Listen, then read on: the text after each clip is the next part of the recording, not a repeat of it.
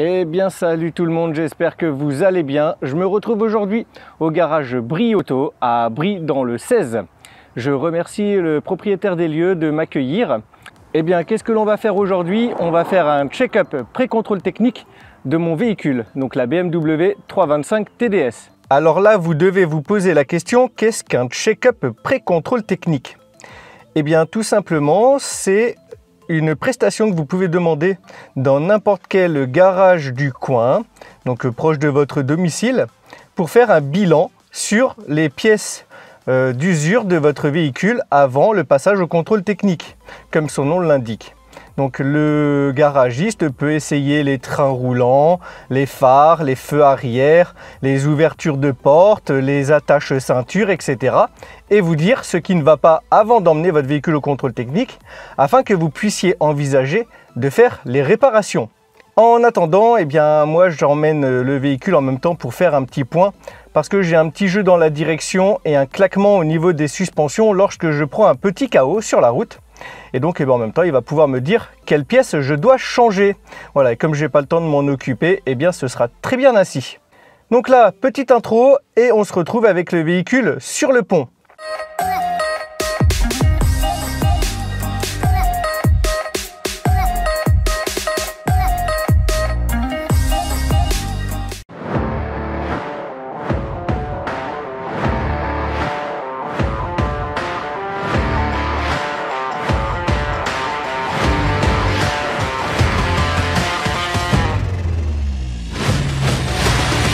Déjà pour commencer, je ne sais pas si on voit, mais juste au-dessus là, du bocal de DA, j'ai une durite là, le collier est un petit peu desserré, il y a une légère fuite ici.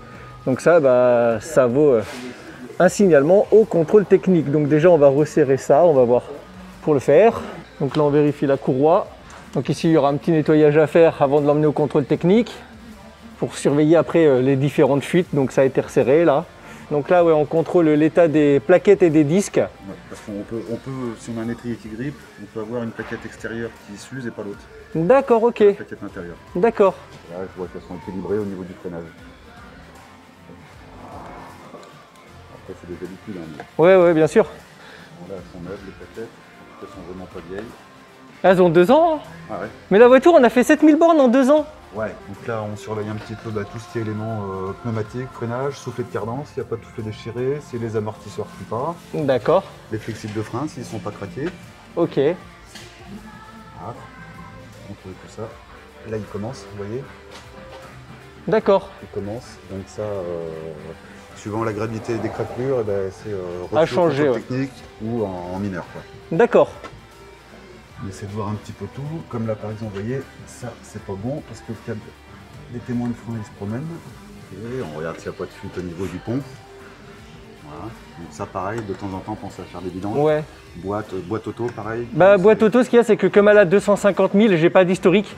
Ouais. C'est un risque en fait, c'est un coup sur deux. C'est soit je la vidange et ça va, soit je la vidange et la boîte est morte. Donc c'est pour ça. Mais, ouais, après c'est quand même bien de faire des vidanges. Hein. Ouais, je le sais, ouais. Par contre, il faut prévoir les filtres et tout. Là, on contrôle aussi s'il n'y a pas de fuite de carburant au niveau du réservoir. D'accord. Voilà, donc au niveau de la goulette de remplissage qui est ici.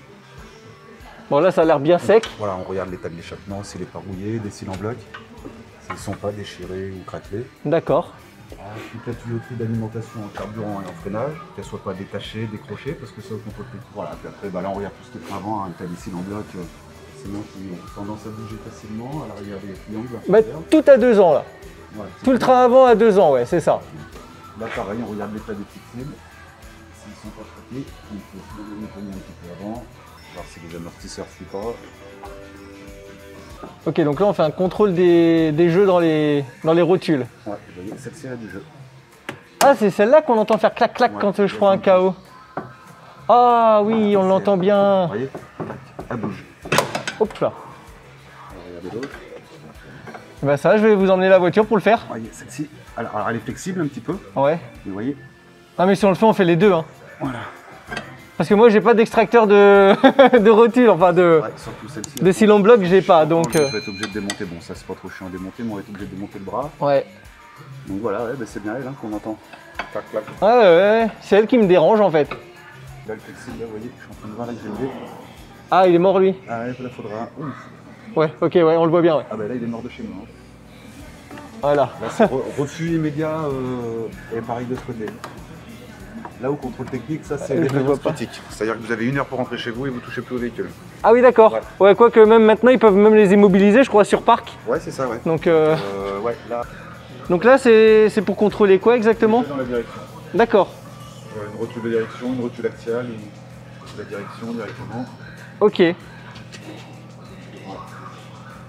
Oh là là, oh oui, ça fuit beaucoup là au niveau du turbo. Hein. Oh ya ya. Ouais, mais là je vais pas resserrer plus le collier parce que ça va couper la durite, mais c'est normal. Hein. D'accord. À un certain kilométrage, les turbos sont plus étanches. Ah oui, d'accord, ok. Ça vient se mettre dans le fond et puis ça sort avec la pression du turbo quand on accélère. D'accord. Ouais, et même là, normalement, l'échangeur, on doit en avoir un peu. Ah ouais, effectivement, ouais. Et là, c'est pareil, c'est du plastique serti sur du.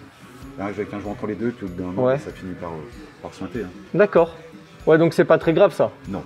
Vous savez, quand une voiture use bien les pneus. Ça se voit, ça fait des dents de scie généralement où on voit une usure. Ça n'use pas les pneus, ça sert à rien de toucher des trucs qui vont bien. Vous voyez. Ouais. C'est vrai que là, il va falloir prévoir une petite vidange de boîte. Enfin, de pont surtout. Ah, puis ça, c'est très facile. Enfin, là, surtout pour vous, quoi. Là, hop, on enlève le bouchon de purge ici en bas, le bouchon de remplissage en haut, là, et puis. Le pont, ouais, c'est pas trop chiant, c'est juste qu'il faut prendre l'huile spécifique. Bon, normalement, on aurait dû contrôler les feux avant, anti-brouillard et feux arrière. Malheureusement, comme j'ai un anti-brouillard à changer, je reviendrai pour faire contrôler donc tout l'éclairage. Et les feux arrière, j'ai aussi mon feu arrière arrière droit à changer également, puisqu'il y a un petit impact qui a eu lieu. Et donc, je changerai le feu et en même temps, on fera les contrôles de tout ça. Et en plus de ça, j'ai un porte-ampoule qui ne tient plus et donc le frein sur le feu arrière droit ne fonctionne pas. Voilà. Maintenant, on va aller directement dans le bureau pour voir la facture et le prix des pièces qui est à être engagé et le tarif de la prestation pour le pré-contrôle technique. Voilà le tarif pour la visite du pré-contrôle technique, donc de la main d'œuvre, 30 €. Donc ça va, c'est pas trop cher.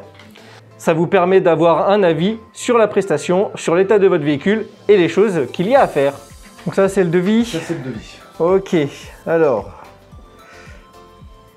on a rotule de suspension avant, donc les deux. On a le bras inférieur de suspension, la dépose, la repose, flexible de frein, les deux à l'avant, pose et repose. Et la purge des freins, ce qui fait un total de 395,21 €. Ok, et bien on va valider ça. Eh bien moi j'espère que cette petite vidéo vous aura plu. N'hésitez pas à mettre un petit pouce bleu, à la partager. Ça permettra à d'autres personnes qui ne sont pas au courant que l'on peut faire un pré-contrôle technique dans un garage de pouvoir faire cette prestation. Et puis moi je vous dis à la prochaine pour une nouvelle vidéo. Portez-vous bien. Ciao, bye.